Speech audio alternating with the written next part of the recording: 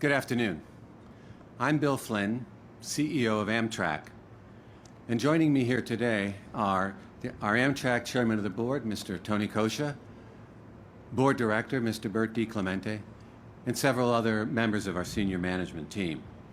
And we welcome you here to our 50th anniversary celebration. On May 1st, 1971, the first Amtrak train rolled out of New York City en route to Philadelphia, where we're gathered here today. And certainly at that time, no one could have imagined what would lay ahead. And today we're here representing our more than 18,000 dedicated employees.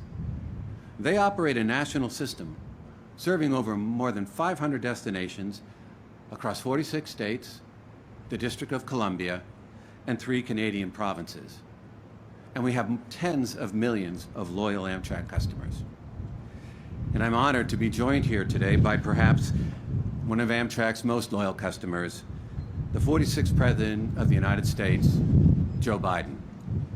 Mr. President, I thank you for being here to mark this milestone with us and for your tremendous support of Amtrak throughout your career of serving our nation.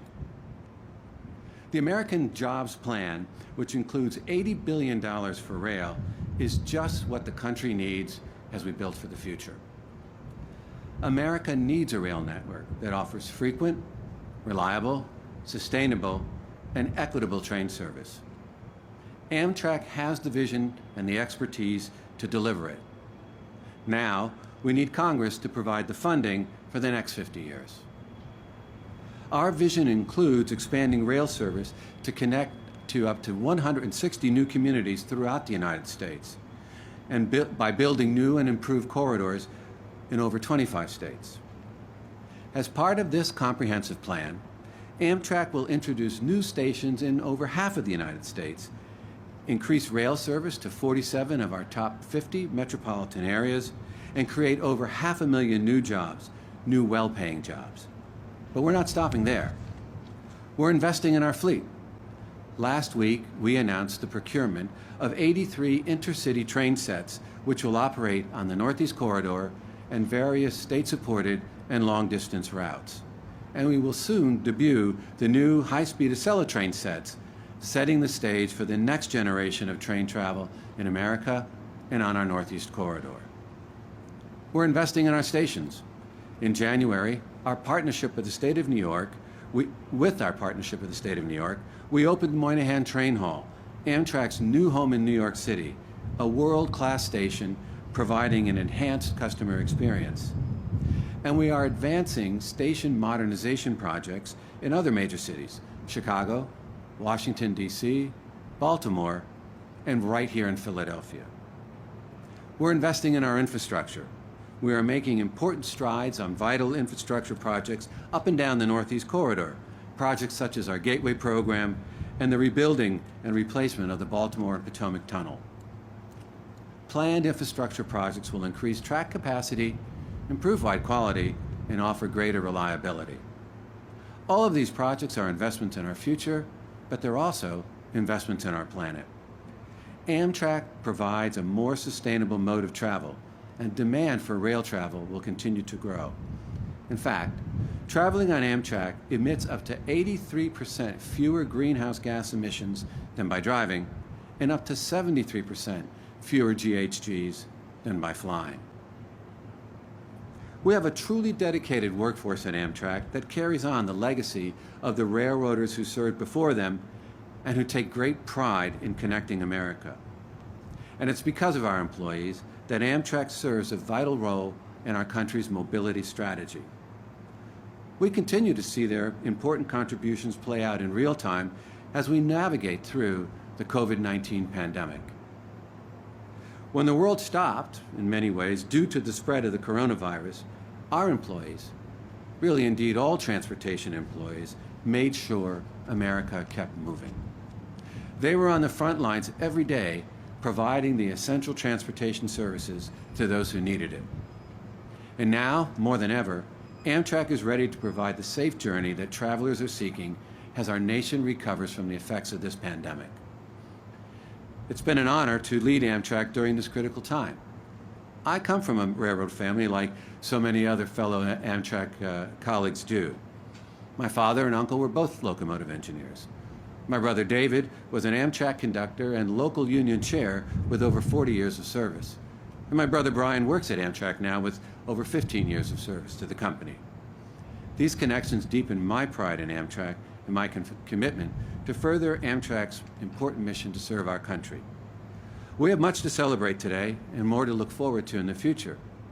In closing, I'd like to thank those who paved the way. We owe you a tremendous debt of gratitude. I salute the men and women who make up Amtrak workforce, our partners, political leaders on both sides of the aisle, and our many stakeholders whose tireless efforts keep our railroad running. And of course, to our customers, thank you for your continued support. Get ready, America. While Amtrak may be turning 50, we're just getting started. And now it's my pleasure to welcome to the podium Mr. Blake Weaver, who's an Amtrak conductor here in Philadelphia, who will introduce the president. Thank you. Blake?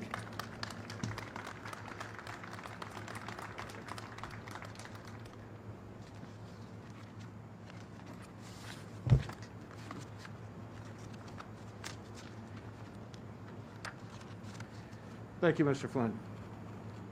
I, too, am part of a railroad. I, too, am part of a railroad family. My father was a conductor for over 40 years, and I've been one for the last 18. I joined Amtrak on President's Day in 2004 as assistant conductor, and after a couple of years, I was promoted to conductor. I can honestly say I love what I do. I like having the opportunity of working with my coworkers to serve Amtrak's customers up and down the Northeast Corridor, to get them safely and on time to where they're going. I'm proud of Amtrak's mission, and especially proud of how hard they work during this pandemic and keeping essential passengers across America moving. I'm also excited to see the rest of our passengers back on our trains. I'm very excited to see them on our brand new Accel Express sets. One of my first lessons my father taught me as a conductor was to look out for one of Amtrak's most frequent riders, Senator Joe Biden. In 2006, I had the privilege of meeting Mr. Biden on the train while collecting tickets. Before I had a chance to introduce myself, Mr. Biden stopped what he was working on and invited me to sit down and talk to him for a few minutes. I always remembered how he treated everyone. He always made time for both the passengers and the employees. He also treated everyone like they were family. So, Mr. President, I would like to thank you for all the support you have given Amtrak. I'd like to thank you for all the miles you added up over the years. I'd like to thank you for being part of the Amtrak family, and I would like to thank you for being part of my family. Ladies and gentlemen, I'm proud to introduce the President of the United States of America, Mr. Joe Biden.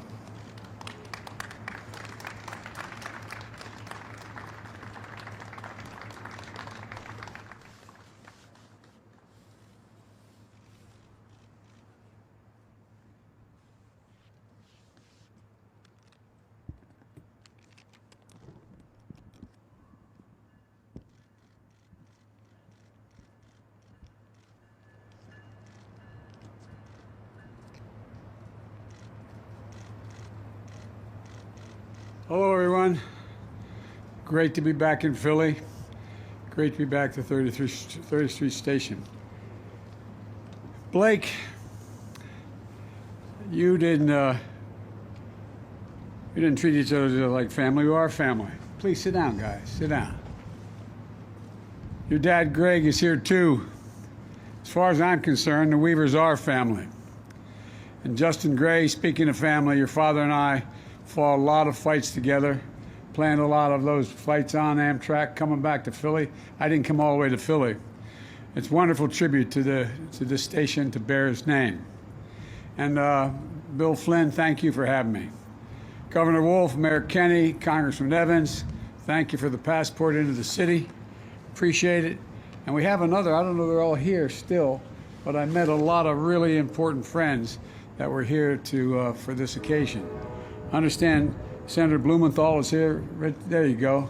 One of the great senators, former Attorney General, took care of my son Bo when he was Attorney General. Thank you very much. And also Dwight Evans. Dwight's here.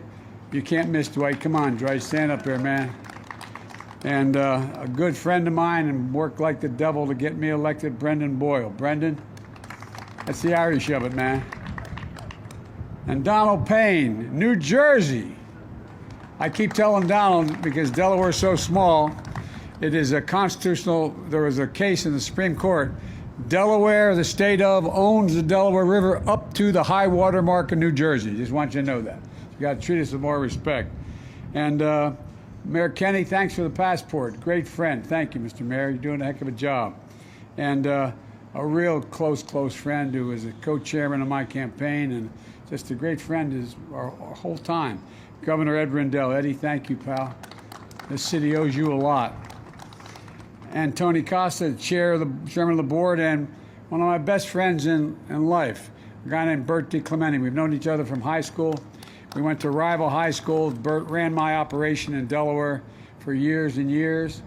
The one election I got the most votes in was the last election I ran for the Senate. I was also running for vice president at the time, because under Delaware law, if you're not out of the Senate race in a certain time period, you got to stay in.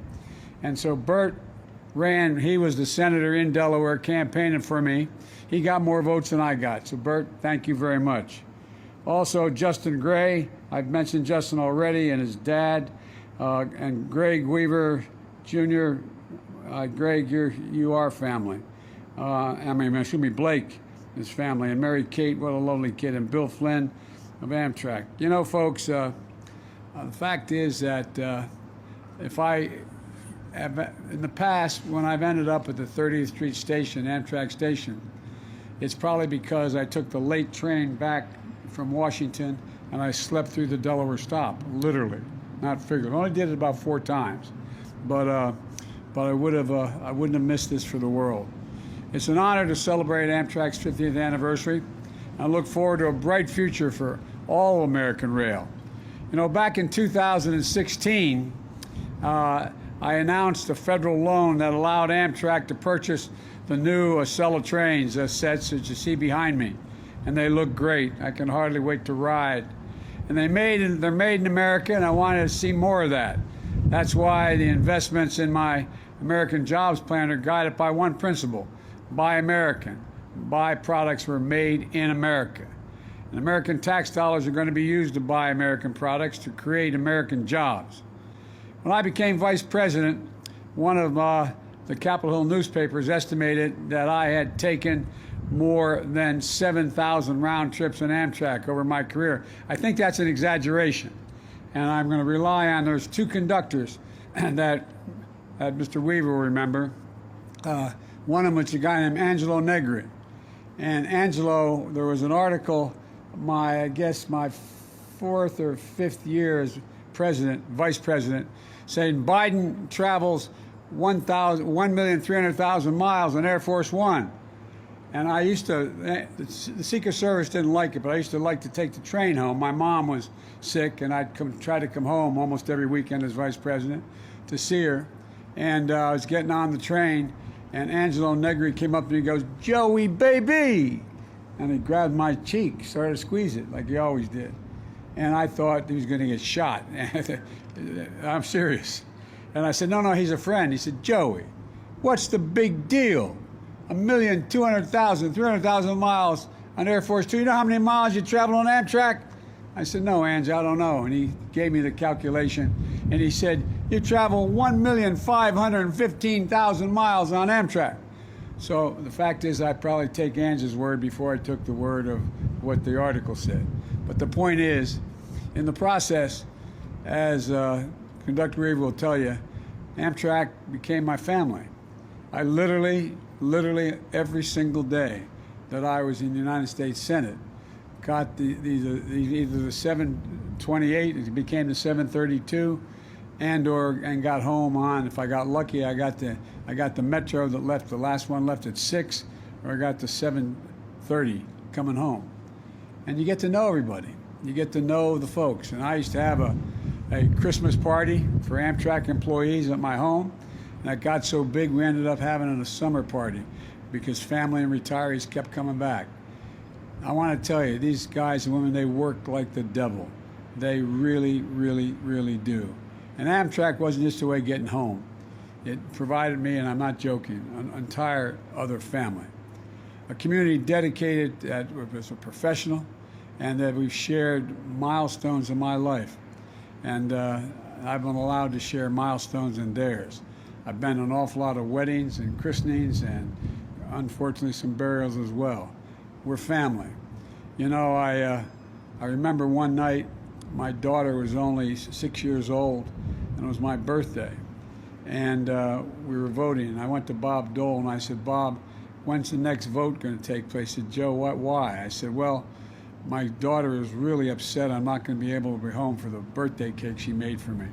He said, what do you need? I said, I need just time to catch the 5 o'clock metro and I can get the 6:28 coming back. Because in the platform, you guess in Delaware, you walk from one side to the other. Got off the train. My wife Jill was standing there. My daughter had the cake with the candle lit. I blew them out, gave me a kiss, walked across, and got on the southbound. So it has been part of my life. I've been riding an Amtrak for almost as long as there's been an Amtrak. And I've come to see that Amtrak doesn't just carry us from one place to another. It opens up enormous possibilities. And especially now, it makes it possible to build an economy of the future and one that we need. Last week, I announced a target of cutting greenhouse gases and gas emissions in half by 2030. And most of those emissions in this country come from transportation. But if just 10% of the freight shipped and the largest trucks went by rail instead, we'd be removing 3,300,000 cars from the road, and we've been planting, is the same as doing that, or planting 260 million trees in America. And as I've said from the beginning, when I think about fighting climate change, I think about jobs. And rail, and hopefully the expansion of rail, provides good union jobs, good paying jobs. It also connects people to jobs and economic opportunities that can be reached from wherever you live. Let's put this in perspective. For years, I fought efforts to cut funding for Amtrak because cutting funding for Amtrak would be a disaster for our environment and our economy. Amtrak carries 4 times as many riders between Washington and New York City as every single airline does within 50 miles of the shore from Florida all the way up the coast. Imagine what we'd have to do. A single day without the Northeast Corridor, for example, with Amtrak and the Northeast Corridor would cost the economy $100 million. If you shut down all passenger service on Amtrak's Northeast Corridor, the projects that compensate for the loss, you'd have to add 7 new lanes of highway on I-95. And consider that cost, average of $30 million for a linear mile on I-95. This is the bargain of bargains and bargains. It's economical and it's environmentally a lifesaver. That's why in my rescue plan, American Rescue Plan, we worked hard to keep Amtrak running. At the height of the pandemic, because we weren't traveling Amtrak, furloughed 1,200 employees. And we were able to provide emergency relief to keep rail service running. And we've now brought back 1,200 union workers who had been furloughed. And by the way, you get a union wage, not 15 bucks an hour, a prevailing wage. But we have to do more than just build back. We have to build back better. And today we have a once-in-a-generation opportunity to position Amtrak and rail, and intercity rail as well, in general, to play a central role in our transformation and transportation economic future. To make investments that can help America get back on track, no pun intended. Before the pandemic hit, Amtrak's ridership and revenues were on the upswing. The Northeast Corridor has been making money for a long while now, but last year, the whole of Amtrak's system was projected to break even for the first time in history, but then we had the pandemic. But there is still a huge backlog in deferred maintenance, huge need to modernize our trains, our stations, our bridges, our tunnels. Well, we're talking about critical jobs like the Hudson River Tunnel, the Baltimore Potomac tunnels, and the Susquehanna River Bridge. In my American Jobs Plan, I propose spending $10 billion a year on passenger rail and freight rail. Of this, 2/3 would support existing Amtrak routes, including the Northeast Corridor, but nationwide. And we're talking about union jobs, as I said. And we're taking care of the riders, laying track, wiring switches, fixing bridges, tunnels, modernizing stations, and repairing and rebuilding this vital infrastructure.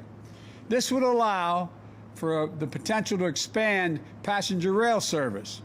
Imagine a 2-hour train ride between Atlanta and Charlotte, going at speeds of 220 miles an hour, and 2.5-hour trip between Chicago and Detroit, or faster and more regular trips between Los Angeles and Las Vegas, a route that I imagine could be pretty popular on Fridays. Bill, as you've said, your vision for Amtrak calls for a new intercity rail service, up to 160 previously unserved communities being connected. Think of what it will mean for opportunity if we can connect Milwaukee to Green Bay to Madison, Scranton and Allentown to New York, Indianapolis to Louisville, and much, much more. It's going to provide jobs and will also accommodate jobs. And what this means is that towns and cities that have been in danger of being left out and left behind will be back in the game. It means families don't have to sacrifice the cost of living or quality of access to opportunity that sometimes only occurs if they live in a big city. We have a huge opportunity here to provide fast, safe, reliable, clean transportation in this country. And transit is part of the infrastructure. And like the rest of our infrastructure, we're way behind the rest of the world right now. We need to remember we're in competition with the rest of the world. People come here and set up businesses. People stay here. People grow because of the ability to access transportation, access all the infrastructure. It's what allows us to compete. And with the rest of the world, to win the 21st century, we've got to move. China already has 23,000 miles of high-speed rail, 220 miles per hour, 2/3 of all the high-speed rail in the world, 220 miles an hour. And they're working on transit on trains that can go as high as 400 miles an hour. We're behind the curve, but folks, as I said the other night, America's on the move again. We need to remember that we're in the United States of America. There's nothing beyond our capacity, nothing we can't do if we do it together. And we celebrate Amtrak's birthday. I was thinking about Amtrak's role, as I said, on my birthday when they allowed me to come home and blow out that candle. There's a lot of things that Amtrak does. And, you know, the fact of the matter is, if we were able to, which is now beyond the ability to pay for it, but if we're able to straighten out 3 curves from Washington to New York, you could make it from Washington to New York in 1 hour and 32 minutes. 1 hour and 32 minutes. Folks, there's so much we can do, and it has such an incredibly positive impact on the environment, incredibly positive impact on work, on opportunities. And again, all the things we have to do to put Amtrak in place and be one of the great contributors to our country is we have to invest.